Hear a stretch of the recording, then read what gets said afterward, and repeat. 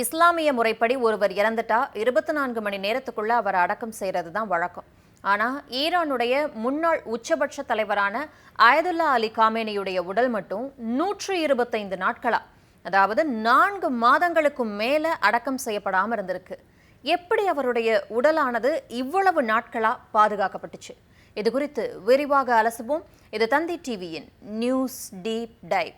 வழங்குவது நான் வினோதினி முத்துராமலிங்கம்.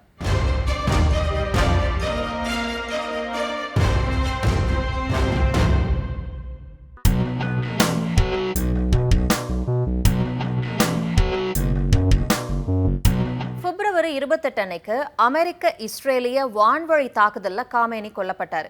அந்த நேரத்தில் ஈரான் முழுக்க கடுமையான போர் சூழல் நிலவுச்சு. அந்த சூழல்ல காமேனியுடைய இறுதிச் சடங்குக்காக லட்சக்கணக்கான மக்கள் கூடுனாங்க. அப்படின்னா மறுபடியும் அமெரிக்காவும் இஸ்ரேலும் தாக்குதல் நடத்தக்கூடிய பட்சத்தில் பேரழிவு நிகழ்ந்திருக்க வாய்ப்பு இருக்கு. காமேனி ஈரானுடைய மிக மிக முக்கியமான தலைவர். அதிபருக்கெல்லாம் மேல அவரோட இறுதி ஊர்வலம் அப்படிங்கிறப்ப கட்டாயம் 1.5 கோடிக்கும் அதிகமான மக்கள் நேர்லயே வந்து அஞ்சலி செலுத்துவாங்க. அந்த பெரும் கூட்டத்தை கட்டுப்படுத்தவும், குண்டுவெடிப்பு போன்ற அச்சுறுத்தல்கள் இல்லாம பாதுகாப்பை உறுதி செய்யவும் அரசுக்கு தகுந்த காலம் தேவைப்பட்டுச்சு. ஈரான் அரசுக்கு 1989 அயதுல்லா கோமேனியோட இறுதிச் சடங்குல 1 கோடி மக்கள் கூடுனப்போ கூட்ட நெரிசலால சவப்பெட்டி சேதமடைஞ்சது. கோமேனி யாரு அப்படின்னா ஈரானுடைய முன்னாள் உச்சபட்ச தலைவர். அயதுல்லா அலி காமேனிக்கு முன்னாடி இவர் தான் தலைவராக இருந்தார். இவருடைய முழு பெயர் அயதுல்லா ரூஹல்லா கொமேனி. 1979 ஈரானிய புரட்சியை வழிநடத்தின மிக முக்கியமான தலைவர் இவர். 1979 ஈரான்ல இருந்த மன்னராட்சியை வீழ்த்தி ஈரானை ஒரு இஸ்லாமிய குடியரசா மாற்றினவர். இதன் மூலமா ஈரான் வந்து மத தலைவர்களால் ஆளப்படக்கூடிய நாடா மாறிச்சு. அதுக்கப்புறம் தான் மக்கள் கூட்டத்தால இவருடைய சவப்பெட்டி தான் சேதமடைஞ்சது. 2020 காசம் சுலைமானியோட இறுதி ஊர்வலத்தப்ப கூட்ட நெரிசல்ல சிக்கி 56 பேர் உயிரிழந்தாங்க. சுலைமானி யாரு அப்படின்னா அவர் ஈரான் புரட்சிகர காவல் படையோட ஒரு பகுதியான குட்ஸ் படையோட சிறப்பு பிரிவின் தளபதியா இருந்திருக்காரு. வெளிநாடுகளில் ஈரானுடைய இராணுவ மற்றும் உளவுத்துறை நடவடிக்கைகளை திட்டமிட்டு செயல்படுத்துறதுல இவர் தான் முக்கியமான நபராக கருதப்பட்டார். இவர் ஜனவரி 3ஆம் தேதி, அதாவது 2020ஆம் ஆண்டுல ஈராக்குடைய பாக்தாத் சர்வதேச விமான நிலையத்துக்கு பக்கத்துல அமெரிக்காவுடைய வான்வழி தாக்குதல்ல தான் கொல்லப்பட்டாரு. அவரோட மறைவுக்கு அப்புறம் ஈரான்ல லட்சக்கணக்கான மக்கள் வீதிகளில் இறங்கி அவருக்காக அஞ்சலி செலுத்தினாங்க. அந்த சமயத்துல தான் ஈரானுடைய கெர்மான் நகரத்துல நடந்த இறுதி ஊர்வலத்தப்போ கூட்ட நெரிசல்ல சிக்கி 56 பேர் பரிதாபமா உயிரிழந்தாங்க. இந்த மாதிரி ஒரு சம்பவம் மறுபடியும் நடந்துடக்கூடாது அப்படிங்கிறதுல தான் ஈரான் வந்து இப்போ உறுதியா இருக்கு.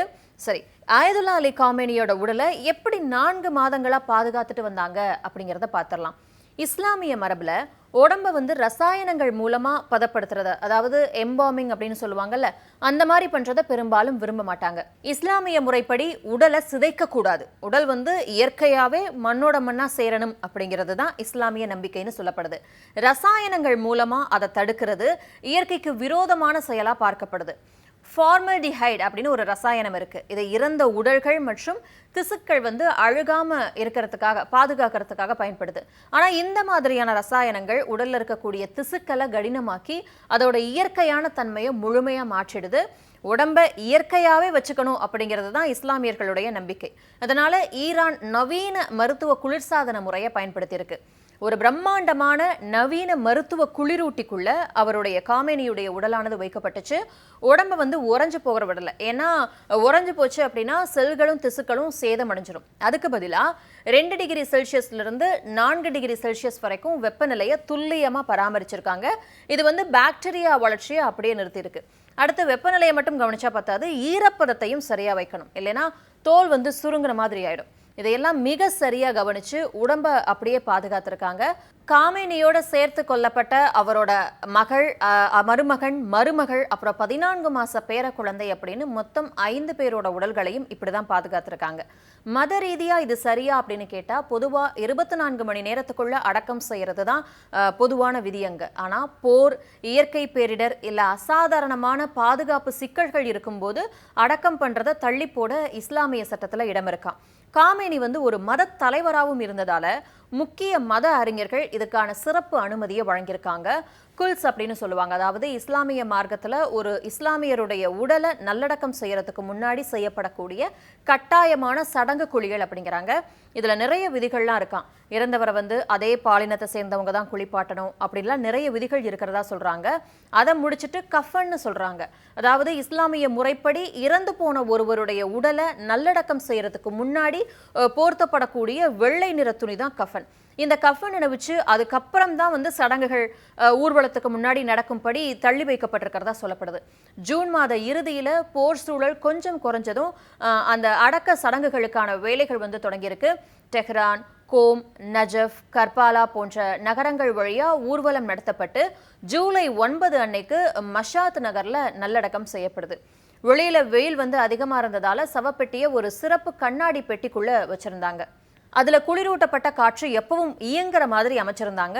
இப்படிதான் அவருடைய உடலானது பாதுகாக்கப்பட்டிருக்கு. அந்த சவப்பெட்டி மேல இருந்த கருப்பு தலைப்பாகை ஆயதுல்லா அலி காமேனி வந்து நபிகள் நாயகத்தோட வழித்தோன்றல் அப்படிங்கிறத குறிக்கக்கூடிய ஒரு குறியீடு அப்படின்னு சொல்லப்படுது. ஆக இப்படிதான் காமேனியுடைய உடலானது பாதுகாக்கப்பட்டிருக்கு. அவருக்கு அஞ்சலி செலுத்துறதுக்காக தினமும் லட்சக்கணக்கான மக்கள் சாரசாரையா வந்துகிட்டு இருக்காங்க. இதை பார்த்து ஆச்சரியப்பட்ட அமெரிக்க அதிபர் ட்ரம்பே என்ன சொல்லியிருக்காரு அப்படின்னா, இந்த இறுதி சடங்குல ஈரானியர்கள் அழுகிறத பார்த்து ஆச்சரியப்பட்டதாகவும், நான் கூட ஈரான் மக்கள்லாம் வந்து ஆயதுல்லா அலி காமேனியை வெறுக்கிறாங்க அப்படின்னு நினைச்சிட்டு இருந்தேன் அப்படின்னு சொல்லியிருக்காரு. அதோட ஒருவேளை அவங்க போலியா கூட சும்மா கூட அழுகலாம் ஈரானிய மக்கள் அப்படின்னும் தன் தரப்பு கருத்தை நியாயப்படுத்துறாரு. வழக்கம் போல தன்னுடைய கேலி கிண்டல் பாணியில.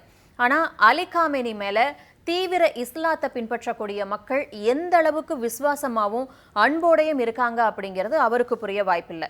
இறுதியா 125 நாட்கள் நீடிச்ச அந்த நீண்ட காத்திருப்பு முடிவுக்கு வந்திருக்கு. ஈரானுடைய ஆன்மீக அடையாளமா திகழ்ந்த ஆயதுல்லா அலி காமேனியுடைய உடலானது மஷாத்துடைய புனித மண்ல அடக்கம் செய்யப்படவிருக்கு. இது வெறும் நல்லடக்கம் மட்டுமோ ஒரு சகாப்தத்துடைய முடிவு மட்டுமோ கிடையாது. வரலாற்றுல என்னைக்குமே நீங்காத துயரமா இந்த நாள் மாறியிருக்கு.